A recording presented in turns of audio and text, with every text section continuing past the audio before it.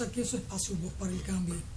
Es tiempo de Navidad, tiempo de nacimiento del niño Dios, tiempo de recogimiento, aunque también tiempo de la carne, tiempo de bebida, de lechón asado y cuantas cosas más. Y se ha ido como desnaturalizando la celebración que debe ser natural en estos tiempos y se le ha dado otro curso. Por igual ha ocurrido también con la Semana Mayor, con la Semana Santa. Anderson Barriento, muchas veces el ser humano quiere que los otros hagan cosas con él o con uno, pero uno no las hace frente a los otros. Y entonces yo pienso que lo correcto debía ser uno hacer a los demás lo que uno quiere que los demás hagan con uno, ¿no? Y esa es una frase muy común que uno desde el niño la ha visto en las escuelas y todo esto. Desde el punto de vista bíblico, ¿cómo puede explicarse esta expresión? Sí, primero hay que tener claro que hay una expresión que es muy parecida, pero tiene una connotación diferente. La expresión, como Jesús la dijo, fue una expresión positiva, pero muchas veces como las personas la conocen, incluso la han dicho, que es lo que la Escritura dice, aunque no es lo que en sí dice. Pero muchas personas han dicho, no le hagas a los demás lo que no quieren que te hagan a ti. Es una expresión que en parte es bonita porque pues me lleva a no querer hacer daño a los demás porque yo no quiero que me lo hagan a mí. Pero la expresión que Jesús nos da es una expresión positiva. Esta es en tanto negativa en el sentido de que es de no hacer. Me hago entender, positiva en el ámbito en que yo debo de hacer. Y Jesús lo que dice es, así que todas las cosas que queréis que los hombres hagan con vosotros, así también haced vosotros con ellos, porque esto es la ley y los profetas. Entonces, en la primera expresión, no hacer a los demás lo que no quieren que me hagan a mí, pues yo puedo quedarme en casa, sentado, con mi familia, comiendo, disfrutando y diciendo, yo no le hago mal a nadie, espero que nadie me lo haga a mí. Pero la expresión y las palabras de Jesús traspasan un poco más porque nos están diciendo es que nosotros debemos hacer a los otros lo que queremos que nos hagan a nosotros. Entonces ya eso me compromete a mí a hacer. Y no hemos entendido muchas veces, como decíamos ahorita, el propósito de por qué estamos, por qué trabajamos y cuál es la visión, hacia dónde nosotros nos dirigimos. Y estas palabras nos dan un poco de dirección en nuestra vida. Si usted va por ahí, por la calle, haciendo lo que usted desea para sí, entonces veríamos que las cosas cambiarían mucho en nuestra sociedad. Es decir, la palabra de Jesús manda a la acción. A la acción, manda a la acción, no a que tú estés quieto. Y es muy bueno, mire, una de las cosas que nosotros debemos hacer en nuestra vida es establecer una misión propia. Porque a veces vemos que hay personas que han establecido su misión para su negocio, para su empresa, y tienen una misión y tienen una visión respecto a su trabajo, pero en su vida ellos no han entendido ni han comprendido cuál es su misión y no han entendido tampoco cuál es su visión. Cuando nosotros establecemos una misión propia en mi vida, nos damos cuenta entonces a qué es que yo me dedico, qué es lo que yo tengo que hacer en mi diario vivir, y eso me ayuda a mantenerme enfocado en mi día a día y en mi relación con los demás. Y una de las misiones, por ejemplo, mías personalmente, es el servir a los demás. Cuando yo sirvo a los demás, entiendo que es uno de los propósitos por los cuales fui creado y por los cuales soy pastor. Al ser pastor estoy llamado no tanto a ser servido, sino a servir, que es uno de los llamados que Jesús nos hizo también en las Escrituras. Entonces, cuando establecemos nuestra misión, esto se hace un poco más fácil. El hacerle a los demás lo que queremos que nos hagan a nosotros se ve desde otro punto de vista un poco más fácil. No, y se cumple uno de los mandamientos más importantes, amar al prójimo como a uno mismo. Entonces ese amar al prójimo implica desde esa mirada que va mucho más allá de uno mismo. Y cuando Jesús habla de ese accionar, fíjense que decimos muchas veces que hay mayor satisfacción en dar que recibir. Pero también ese recibir también es satisfacción, porque tiene que ser también un camino de doble vía. Y esa doble vía tenemos que entalarla porque el ser humano es un ser en relación. Uno mirando lo que se vive ahora mismo, usted que vive ahí en la zona, en Gasco, un ejemplo, pero la gente que vive en edificios, en esos apartamentos, en esos grandes, la gente no tiene relaciones. Tal vez se encuentran cuando van subiendo en el ascensor, hola, o cuando se están parqueando en el parqueo, hola, pero luego no hay vecinos, no hay esa interrelación con el otro. Y mientras menos me moleste el otro, mejor. Entonces, cuando uno ve de mientras menos me molesta, es mejor ese mi mejor amigo, mi mejor vecino. Entonces hay una contradicción a eso que es propio en el ser humano, que tiene que estar siempre con esa disponibilidad de estar al servicio de los demás. Y así vamos construyendo humanidad, así vamos, inclusive el ser humano se va construyendo a sí mismo. Y de hecho, cuando nos vemos en las grandes culturas, esas relaciones primarias, uno que viene del campo, lo que se producía en el campo era para el vecino, era para el otro. Pero cuando pasaba un problema en ese vecino, la comunidad asumía ese problema. Entonces son cosas que poco a poco se está perdiendo. ¿Por qué? Y ya el pastor Anderson lo decía. Hay una mirada social de interés más en la parte material, ese materialismo, y un materialismo al mismo tiempo inducido. Y hay que ver que el individuo, con esto de las redes sociales, que estamos conectados, que duramos horas y horas conectados al televisor o si no al internet, hay un bombardeo permanente para ese tema de consumismo. Y de hecho, inclusive, utilizando algunos conceptos, algunas frases que son propias de los valores, que son propias de la familia, que son frases inclusive que son propias hasta del evangelio, para manipular y poner inclusive en los productos como si el consumir un producto de eso te va a dar esa satisfacción como si fuera una persona. Entonces fíjense cómo se ha engañado a la sociedad, y en esa sociedad en la que estamos viviendo somos parte también de ese bombardeo, y por eso actuamos. Y de hecho, fíjense que estamos celebrando la fiesta Adviento para la Navidad, pero cómo se ha convertido una fiesta cristiana en una fiesta un poquito más pagana para todo el tema del consumismo. Entonces la parte religiosa se ha quedado en un segundo plano. Es que lo que domina es el negocio, el comercio, y todos los medios de comunicación, la publicidad está en función de eso, porque son ellos los que pagan, los dueños del dinero, del capital. Don Jacinto usó varias veces la palabra construimos, y cuando se construye también son procesos. Hay una expresión bíblica del que construyó en la roca y el que construyó en la arena, y como la Biblia está escrita en parábolas, don Anderson, ¿cómo podemos desenvolver esa expresión de aquel que construyó en la arena o aquel que construyó en roca firme?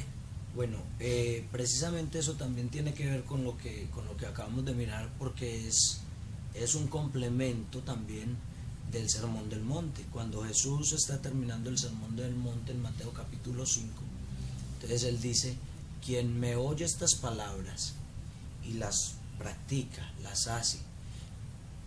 ¿Qué es lo que él está queriendo decir? ¿Qué palabra se refiere? Cuando tú lees Mateo capítulo 5, capítulo 6 y el capítulo 7 hasta el finalizar, entonces tú vas a todas las palabras que Jesús ha dicho, entre esas está la que mencionábamos ahorita, y hay muchísimas otras cosas importantísimas que Jesús dice ahí en las bienaventuranzas y demás.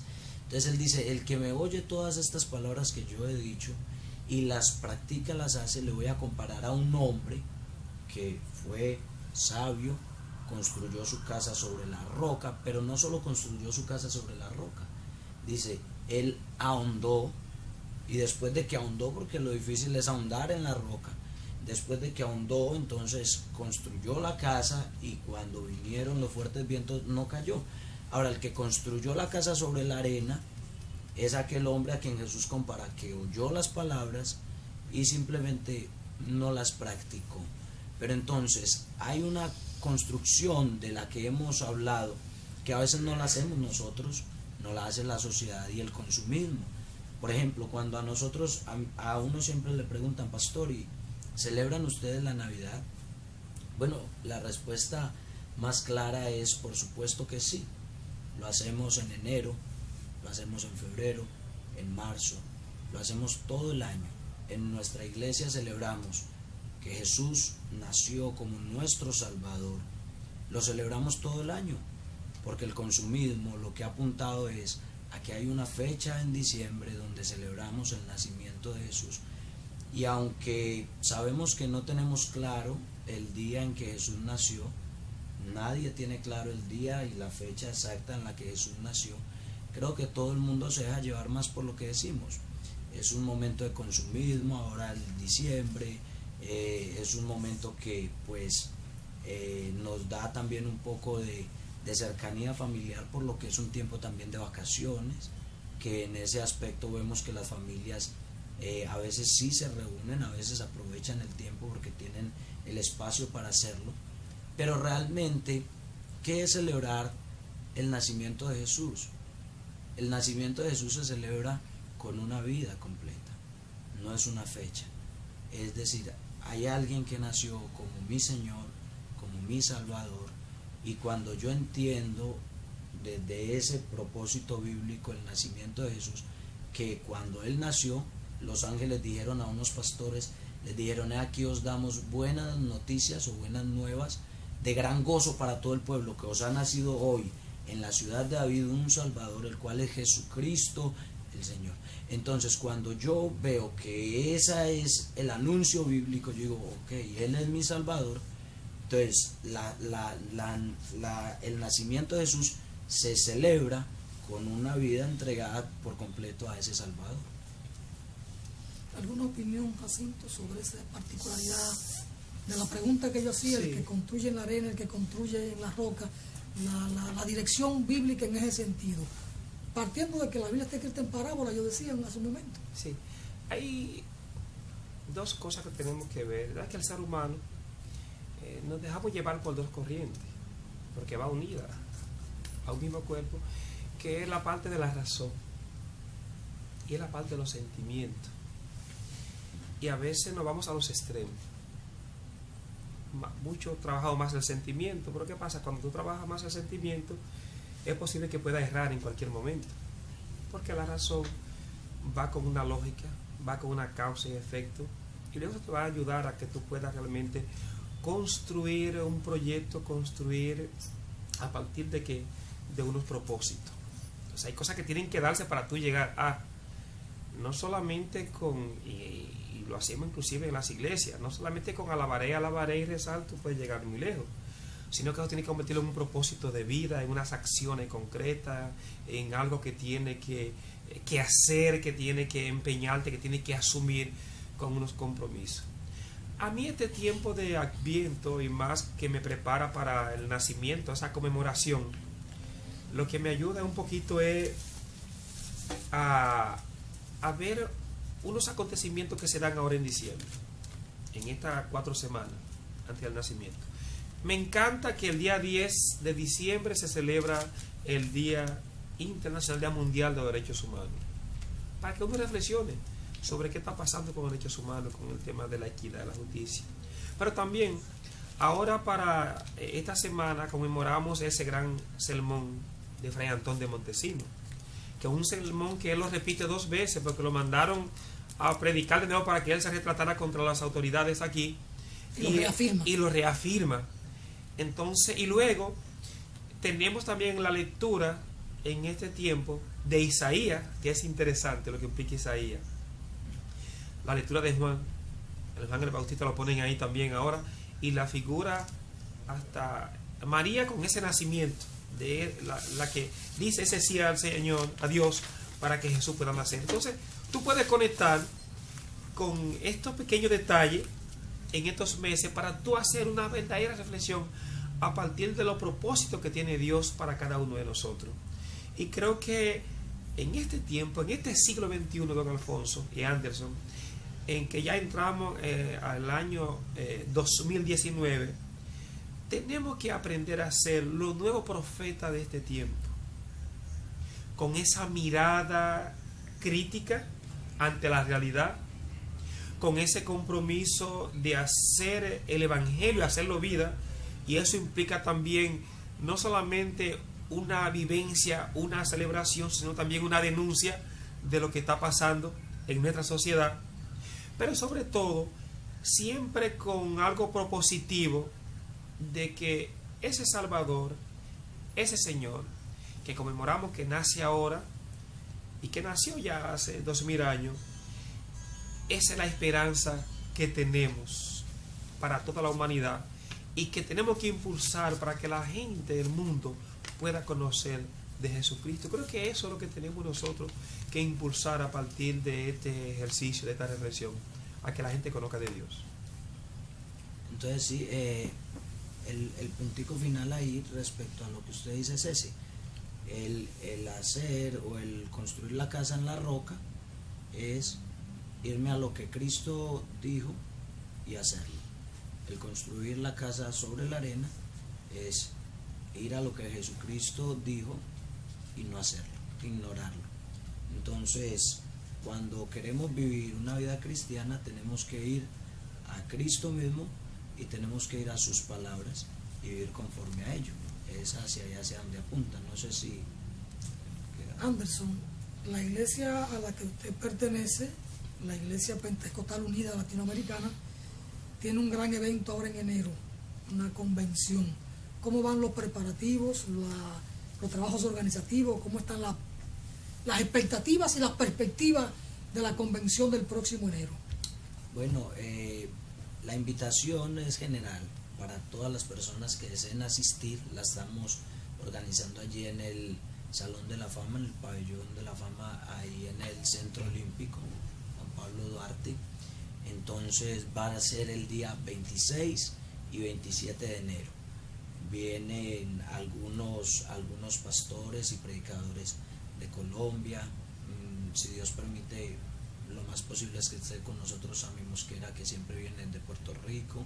Vienen los hermanos, una delegación de Haití, viene una delegación de Estados Unidos, y vamos a estar allí todos juntos, las iglesias del país. Nos vamos a reunir allí en el Centro Olímpico, en este lugar, para celebrar nuestra convención, que siempre lo hemos dicho, va enfocada a llevar un mensaje hacia los jóvenes, hacia los niños, hacia los adultos.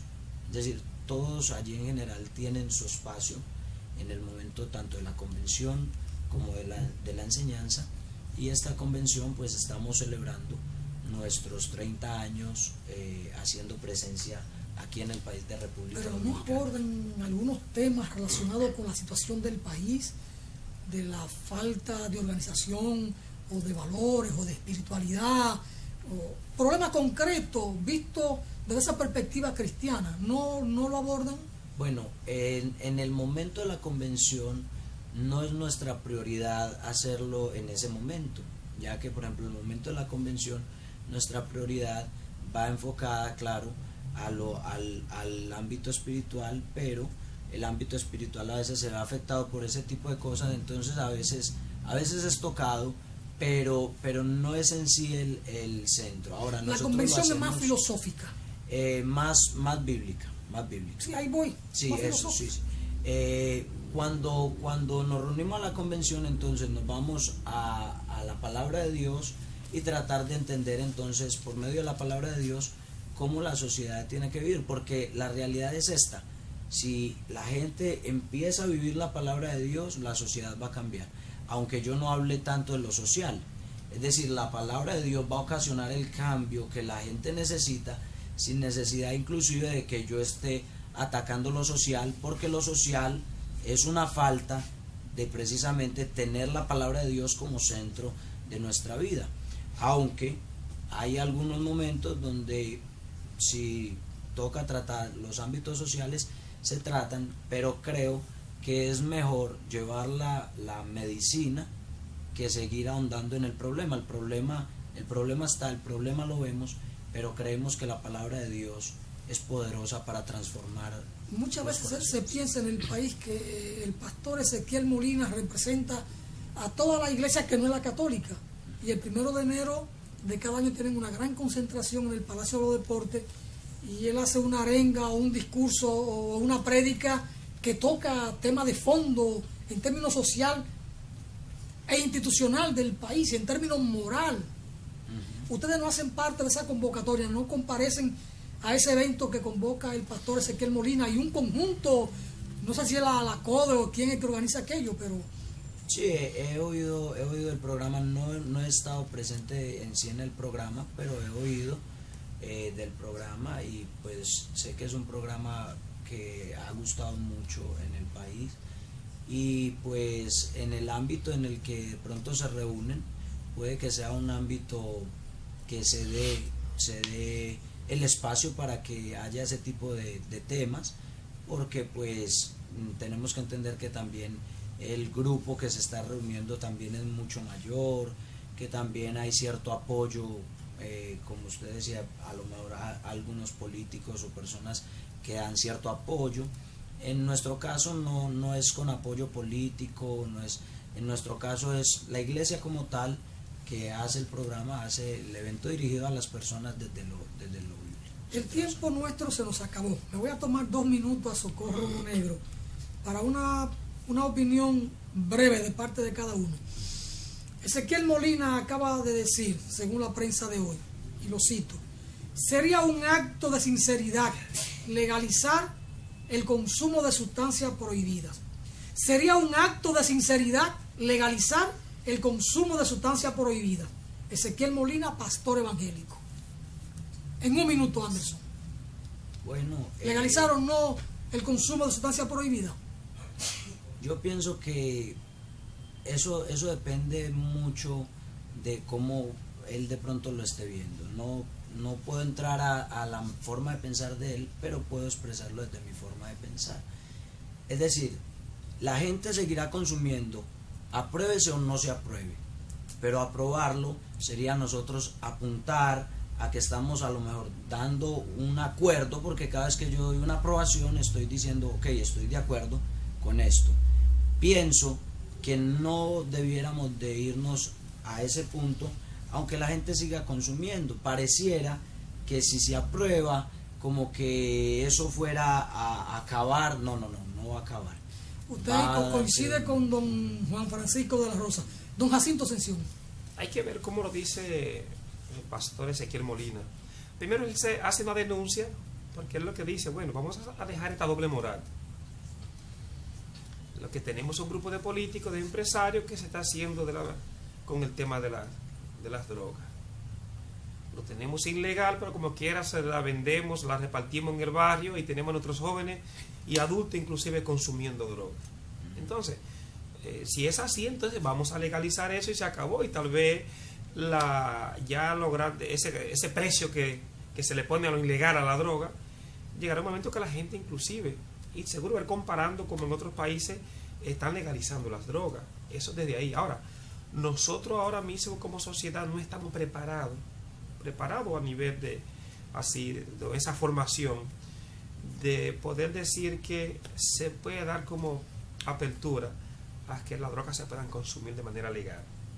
No estamos para eso todavía. Creo que hay que entrar en reflexión, en debate, no solamente verlo desde lo que dice Ezequiel, de lo que dice usted, Alfonso, o Jacinto, sino eso es que tiene que hacer un debate donde se involucren las familias, los líderes comunitarios, para luego ver si es factible o no. De mi punto de vista, creo que sería un error que se diera rienda suelta a que aquí la gente pueda comprar la droga sin que eso tenga alguna penalidad. Ahora, las autoridades que están ahí para que esas drogas no entren aquí al país, para que esas drogas no se distribuyan, porque aquí te hablan cada rato, inclusive hasta el jefe de la policía, que saben y te enumeran cuántos puntos de droga hay en el país. Entonces, ¿cómo es que saben que hay tantos puntos de droga, cuánta droga entra, cuánta sale, y luego no somos capaces entonces de accionar? En Dajabón dirían que Jacinto es un hombre culebro. Hay que ver el contexto. No estamos preparados para eso, pero bueno, yo estoy más con Juan Francisco. No, porque sencillamente si se la aprueban, como dice Ezequiel, van a ir a la iglesia de él a vendérsela y no podrá oponerse. Gracias, don Jacinto, gracias, don Anderson. Interesante la conversación. Es tiempo de Navidad y es tiempo de que hablemos de estas cosas así pausadamente, sin tener que meternos en los temas tradicionales del día a día. Como comentábamos esta mañana, una joven comunicadora queda atrapada en la boca de los tiburones en alta mar porque quiere irse para Puerto Rico en una yola. Y así no. Pero es importante, es una conversación muy espiritual esta que hemos tenido. Gracias a los dos por estar con nosotros. Pastor, esperamos que usted no se nos pierda y que en Navidad, todavía queda mucho de Navidad, pueda volver al menos antes de que se celebre la convención de la Iglesia Pentecostal Unida Latinoamericana. Para ustedes muchas bendiciones. Gracias, pastor. Gracias, Jacinto. Dios le bendiga.